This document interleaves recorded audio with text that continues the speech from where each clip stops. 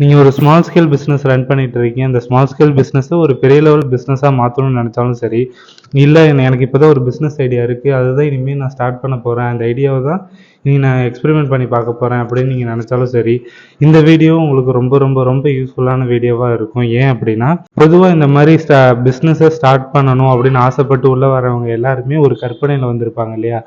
நம்ம ஒரு பிஸ்னஸை பில்ட் பண்ணிட்டோம் அப்படின்னா இனி நம்ம ஒர்க் பண்ண தேவையில்லை, இனி மணி டிபெண்டாக இருக்க தேவையில்லை, நம்ம ஃபினான்ஷியல் ஃப்ரீடம் அட்டைன் பண்ணிடுவோம். ஒரு பிஸ்னஸை நம்ம ஸ்டார்ட் பண்ணணும்னு நினச்சோன்னே இந்த மாதிரி ஒரு நிறைய செட் ஆஃப் திங்ஸ் நம்ம மைண்டில் வரும் இல்லையா? ஸோ இந்த விஷயங்களுக்கும் ஆக்சுவலி ரியாலிட்டியில் இருக்கிற விஷயத்துக்கும் உள்ள டிஃப்ரென்ஸை தான் த இ-மித் ரீவிசிட்டட் அப்படின்ற புக்லேருந்து இன்னைக்கு நம்ம இந்த வீடியோவில் டிஸ்கஸ் பண்ண போகிறோம். So let's get start. ஒரு பிஸ்னஸை எப்படி பெரிய லெவலில் க்ரோ பண்ணுறது அப்படிங்கிறத பார்க்கறதுக்கு முன்னாடி முதல்ல ஒரு பிஸ்னஸ் ஏன் ஃபெயில் ஆகுது அப்படின்ற ரீசனை பார்ப்போம். ஃபார் எக்ஸாம்பிள், ஜாரா அப்படின்ற ஒரு லேடி நல்ல ஒரு குக் பண்ணக்கூடிய ஒரு பர்சனாக இருக்காங்க. எந்த ஒரு வேலை, எந்த ஒரு குக்கிங் ரிலேட்டடாக எந்த ஒரு ரெசிபி செய்யணும் அப்படின்னாலும் அவங்க ரொம்ப ஈஸியாகவே அதை கற்றுக்கிட்டு அதை ரொம்ப டேஸ்டியாகவும் பண்ணி கொடுக்கக்கூடியதில் ரொம்ப ரொம்ப சிறப்பான ஒரு ஆளாக இருக்காங்க. ஸோ இது மூலியமாகவே அவங்களுக்கு ஒரு பெரிய ஒரு கம்பெனியில் கேக் பேக் பண்ணுறதுக்கான ஒரு ஆஃபர் கிடைக்குது. ஸோ அவங்க அந்த ஆஃபரை யூட்டிலைஸ் பண்ணி அவங்க இப்போ ஒரு கேக் அந்த கம்பெனிக்கு பண்ணி தராங்க. அந்த கேக் பேக் பண்ணி கொடுக்குற அந்த கம்பெனிக்கு சாராவோட கேக் ரொம்பவே பிடிச்சி போயிருக்கு. ஸோ சாராவோட கேக்கு பிடிச்சதுனால அவங்க அந்த கம்பெனிக்கு அவங்கள கேக் பேக் பண்ணுறதுக்காக ஹையர் பண்ணிக்கிறாங்க. சாராவும் அந்த கம்பெனியில் வேலை செஞ்சுக்கிட்டு கொஞ்ச நாள் போயிட்டு இருக்கு. சாராவோட கேக்குக்குன்னே தனி ஒரு கஸ்டமர்ஸ் ஃபாலோவிங்கே இருக்காங்கன்னு சொல்லிட்டு அந்த கம்பெனியும் இந்த சாராவை ரொம்ப அப்ரிஷியேட் பண்ணுறாங்க. ஜாராவும் தொடர்ந்து அந்த கம்பெனியில் ஒர்க் பண்ணிக்கிட்டு இருக்காங்க. இப்போ அந்த ஜாரா நோட்டீஸ் பண்ற ஒரு ப்ராப்ளம் அந்த கம்பெனியில் என்ன அப்படின்னா, ஒரு கேக் பேக் பண்றதுக்கு 300 ஆகுது. மேன் பவர் எல்லாமே வச்சாலும் ஒரு 350 400 தான் ஆகுது. பட் இவங்க டபுள் த ப்ராஃபிட்டா 800 900க்கு ஒரு கேக்கை சேல் பண்றாங்க. ஸோ பாதிக்கு பாதி ப்ராஃபிட்டாக இருக்குது. நம்மளும் நல்லாவே கேக் பேக் பண்ணுறோம், ஏன் நம்ம ஒரு ஓன் ஷாப் வைக்கக்கூடாது அப்படின்னு அவங்க டிசைட் பண்ணி ஜாரா வந்துட்டு அவங்களோட சேவிங்ஸ் எல்லாமே போட்டு ஒரு கேக் பேக் பண்ணுறதுக்கான ஒரு ஷாப்பை வந்துட்டு அவங்க பில்ட் பண்ணுறாங்க. அவங்க இந்த ஷாப் பில்ட் பண்ணதுக்கு அப்புறமா அவங்க ஃபர்ஸ்ட் நோட்டீஸ் பண்ணுற ப்ராப்ளம் என்ன அப்படின்னா, நோ கஸ்டமர்ஸ். ஜாரா பண்ணுற கேக்குக்கு என்னதான் ஒரு ஃபேன் ஃபாலோவிங் இருந்தாலும் ஜாரா இந்த மாதிரி ஒரு கேக் ஷாப் வச்சிருக்காங்க அப்படிங்கிறது எந்த ஒரு யாருக்குமே தெரியாமல் போயிடுச்சு. ஸோ அதுக்கப்புறம் தான் அவங்க அந்த ப்ராப்ளத்தை சார்ட் அவுட் பண்ணுறதுக்காக அவங்க எடுத்த டூல் தான் marketing. Social media marketing, ad run பண்ணுறாங்க. இந்த ஃப்ரெண்ட்ஸ் அண்ட் ஃபேமிலிஸ் மூலியமா ரெஃபரன்ஸை கெயின் பண்றாங்க. இது ஒரு 3 to 4 monthsலேயே பர் டேக்கு 10,000 வாக்கின் உள்ள கொண்டு வர ஆரம்பிச்சிட்டாங்க அவங்க ஷாப்குள்ள. இது கொஞ்ச நாள் இப்படியே போயிட்டு இருக்கு. திருப்பி ஜாரா ஃபேஸ் பண்ற செகண்ட் ப்ராப்ளம் என்ன அப்படின்னா, ஜாரா அந்த ஒரு லேடியே கேக் பேக் பண்ணும், அந்த கேக்கை சர்வும் பண்ணும், கேஷ் கவுண்டர்ல கேஷும் கலெக்ட் பண்ணும், கிளீனிங்கும் பண்ணணும். அப்படிங்கிறப்போ ஸோ இந்த ஹோல் ப்ராசஸுமே அந்த ஒருத்தவங்களாலவே பார்த்துக்க முடியல. கஸ்டமர்ஸோட வாக்கினும் ஃபாஸ்டரா இருக்கு, ஜாஸ்தியா இருக்கு. அப்படிங்கிறப்போ இன்னொரு பர்சன் இருந்தா பெஸ்டா இருக்கும் அப்படின்னு அவங்க ஃபீல் பண்ணி இன்னொரு பர்சனை ஹையர் பண்றாங்க. அந்த பர்சனுக்கு கேக் பேக் பண்ணவும் சொல்லி கொடுக்குறாங்க, கிளீனிங், இந்த மாதிரி கேஷ் கவுண்டர்ல என்ன பண்ணும் இப்படிங்கிறது எல்லாமே டீச் பண்ணாலும் அந்த பர்சன் அந்த விஷயத்த ரொம்ப அசால்ட்டா கவனிச்சுட்டு அதை சரியா பண்ணாம அதுல நிறைய மிஸ்டேக்ஸ் பண்ணி கஸ்டமர்ஸே அந்த பர்சன் மேல கம்ப்ளைண்ட் ரைஸ் பண்ற மாதிரி, அந்த பர்சன் வந்துட்டு டேபிள் கிளீன் பண்ண சொன்னாங்கன்னா கிளீன் பண்ண மாட்டாங்க, ரொம்ப டைம் எடுத்துக்கிறாங்க, ஒரு பேமெண்ட் வாங்கினா டக்குன்னு வாங்க மாட்டாங்க, ரொம்ப லேட் பண்றாங்க இப்படின்னு சொல்லிட்டு அந்த பர்சன் மேல தொடர்ந்து கம்ப்ளைண்ட்ஸ் வந்துகிட்டு இருக்கிறதுனால ஜாரா அந்த பர்சனை நீங்க இனிமே வேண்டாப்பா, வேலைக்கு வர வேண்டாம்னு சொல்லி ஸ்டாப் பண்ணிடுறாங்க. ஜாரா திருப்பி அதே மாதிரி ஒரு லூப் ஹோல்ல அகைன் மாட்டுறாங்க. ஸோ இப்போ மறுபடியும் இன்னொரு பர்சனை ஹையர் பண்றாங்க. அந்த பர்சன் இந்த பர்சன் மாதிரி இல்லாம நிறைய டெடிகேஷனான ஒர்க்ல இன்வால்வ் ஆகுறாங்க. அவங்களே ஓனாவே கேக் பேக் பண்ண ஸ்டார்ட் பண்ணிக்கிறாங்க. ஏதாவது டவுட்னா ஜாராட்ட வந்து கேட்குறாங்க.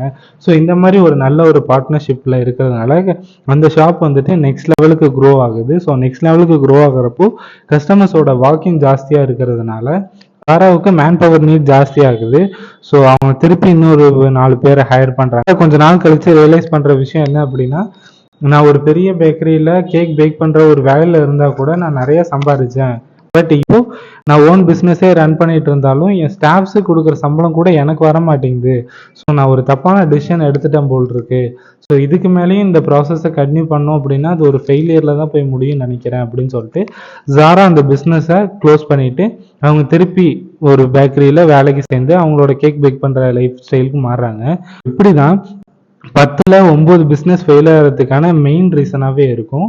ஸோ இதில் என்ன மிஸ்டேக் இருக்குது, ஒரு பேக்கரி ஷாப் சரியாக போகல, அவங்களால அதை மேனேஜ் பண்ண முடியல அப்படின்னு ஃபீல் பண்ணுறாங்க. ஃபுல்லாக அதை விட்டு குவிட் பண்ணுறதுங்கிறது ஒரு நல்ல ஒரு டிசிஷன் தானே நீங்கள் ஃபீல் பண்ணீங்க அப்படின்னா இதைத்தான் ஆத்தர் த இ-மித் ரீவிசிட்டட் அப்படின்ற புக்கில் சொல்ல வர மெயினான விஷயம்.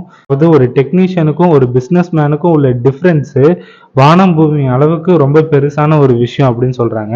யூஸ்வலாக நீங்கள் ஒரு பிஸ்னஸ் பண்ணாலும் சரி, இல்லை நீங்கள் ஒரு பண்ணிட்டு இருக்க பிஸ்னஸை சக்ஸஸ்ஃபுல்லாக மாற்றணும்னு நினச்சாலும் சரி, இந்த ஒரு 3 குவாலிட்டிஸ் உங்களுக்கு இருக்கணும். அப்படி இல்லைன்னா இந்த ஒரு 3 குவாலிட்டிஸ் இருக்கிற பீப்புள் உங்கள் பிஸ்னஸ்குள்ளே இருந்தாங்க அப்படின்னா கண்டிப்பாக அந்த பிஸ்னஸ் வந்துட்டு க்ரோ ஆகும். ஸோ அந்த 3 குவாலிட்டி என்னென்ன அப்படின்னு பார்ப்போமா? ஃபர்ஸ்ட் குவாலிட்டி என்டர்பிரனர் அப்படிங்கிறவங்க யாரு அப்படின்னா அவங்க தான் அந்த கம்பெனியோட கோல்ஸ், அந்த கம்பெனி எப்படி வளரப்போகுது, அதோட ஃபியூச்சர் பிளான்ஸ் என்ன அப்படிங்கிறது எல்லாமே அவங்க தான் டிசைட் பண்ணுவாங்க. ஸோ இப்படி டிசைட் பண்ணுற விஷயங்களை கரெக்டாக ஆர்கனைஸ் பண்ணி கொண்டு போகிற ஒரு பேர் தான் மேனேஜர். ஸோ அந்த ப்ராசஸ் கரெக்டாக நடக்குதா, அந்த ஸ்டாஃப்ஸுக்கெல்லாம் கரெக்டாகவே எல்லாமே போதா, இல்லை ஸ்டாஃப்ஸுக்கிட்ட ஏதாவது நெகட்டிவ் ஃபீட்பேக் இருக்கா, அது உண்மையிலேயே ஜென்யூனான ஃபீட்பேக்காக இருந்தால் அந்த ப்ராப்ளத்தை எப்படி சார்ட் அவுட் பண்ணுறது.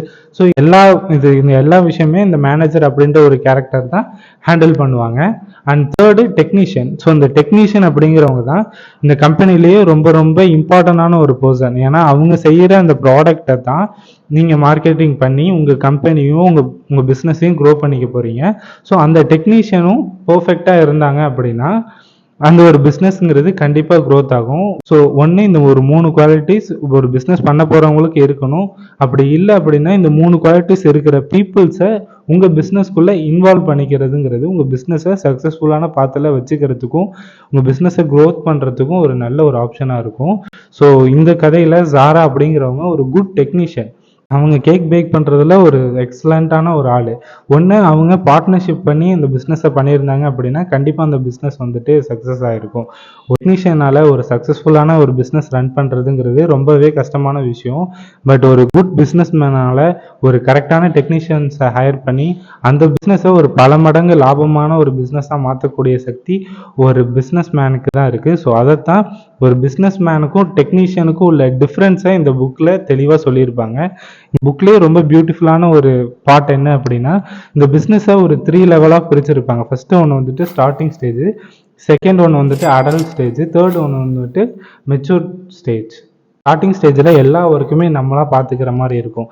இந்த ஜாரான்ற லேடி வந்துட்டு எப்படி ஸ்டார்டிங்கில் வந்துட்டு கஸ்டமர்கிட்டேருந்து கேக் பேக் பண்ணுறதுலேருந்து கஸ்டமர் டேபிள் கிளீனிங் ஒர்க்லேருந்து அந்த பில் கவுண்டர் வரைக்கும் அந்த கஸ்டமர் உள்ளே வந்துட்டு வெளியே போகிற வரைக்குமே எல்லா ஒர்க்குமே அவங்களே பார்த்தாங்க இல்லையா. ஸோ அதுதான் ஸ்டார்டிங் ஸ்டேஜ் ஆஃப் பிஸ்னஸ். நீங்கள் ஸ்டார்ட் பண்ணக்கூடிய எல்லா பிஸ்னஸும் அந்த ஒரு ஃபேஸை கிராஸ் பண்ணி தான் வரும். Second adult stage. ஸோ இந்த அடல்ட் ஸ்டேஜில் உங்களுக்கு சப்போர்ட் பண்ணுறதுக்குன்னு ஒரு பர்சன் இருப்பாங்க, உங்களுக்குன்னு ஒரு டீம் இருக்கும். ஸோ இந்த டீமை நீங்கள் ப்ராப்பராக யூட்டிலைஸ் பண்ணிகிட்டு இருப்பீங்க. அண்ட் அதே சமயம் உங்கள் ப்ராடக்ட்டில் ஒரு ரிஸ்க் இருக்கும். அண்ட் அந்த பிஸ்னஸ் வந்துட்டு இன்னும் ஒரு ஸ்டேபிள் பொசிஷன் அடைஞ்சிருக்காது, பட் ரன்னிங் கண்டிஷனில் தான் இருக்கும். தேர்ட் ஒன்று வந்துட்டு மெச்சூர் ஸ்டேஜ். பிஸ்னஸ் ஓனர் அந்த இடத்துக்கு போனாலும் போகலைனாலும் மேனேஜரும் டெக்னீஷியன்ஸும் அந்த பிஸ்னஸை ப்ராப்பராக ரன் பண்ணி கொண்டு வந்துட்டு இருப்பாங்க. ஸோ அங்கே அந்த ஒரு பிஸ்னஸ் மேன் இருந்தாலும் சரி இல்லைனாலும் சரி அந்த பிஸ்னஸ்ங்கிறது ஒரு பர்ஃபெக்டான பாத்தை நோக்கி தான் போயிட்டு இருக்கும். ஸோ இதைத்தான் 3 ஃபேஸ் ஆஃப் பிஸ்னஸ்ன்னு சொல்லி அவங்க சொல்கிறாங்க. அண்ட் இந்த புக்கு ஒரு பிஸ்னஸை நீங்கள் ஸ்டார்ட் பண்ண போகிறீங்க, இல்லை ஆல்ரெடி பிஸ்னஸ் பண்ணிகிட்டு இருக்கீங்க, அது ஏதோ ஒன்றில் நான் ஸ்டக்காக இருக்கேன் அப்படின்னு நீங்கள் ஃபீல் பண்ணீங்க அப்படின்னா இந்த புக்கை கண்டிப்பாக படிங்க. இந்த புக்கை படித்ததுக்கப்புறமா ஒரு மென்டலி ஒரு கிளாரிட்டி கிடைக்கும். நம்ம யார் அப்படிங்கிறதும் நம்ம என்ன பண்ணிக்கிட்டு இருக்கோம், எதை தேடி போயிட்டு இருக்கோம் அப்படிங்கிறதுக்கான ஒரு புரிதல் இந்த புக்கு மூலிமா உங்களுக்கு கிடைக்கும்னு நினைக்கிறேன். இந்த மாதிரியான ஃபினான்ஷியல் டிப்ஸை நீங்கள் பார்க்கணும்னு நினச்சிங்கன்னா மறக்காமல் தனி ஒரு குரலுக்கு சப்ஸ்கிரைப் பண்ணிக்கோங்க. இந்த வீடியோ உங்களுக்கு பிடிச்சிருந்துச்சுன்னா இந்த வீடியோக்கு ஒரு லைக்கும், கமெண்ட்ல இந்த வீடியோ பற்றின உங்களோட கருத்துக்களையும் பதிவு செய்யுங்க. ஸோ புக்கை நீங்கள் வாங்கணும்னு நினச்சிங்க அப்படின்னா டிஸ்கிரிப்ஷனில் லிங்க் இருக்குது, செக் பண்ணி வாங்கிக்கோங்க. So see you on the next video.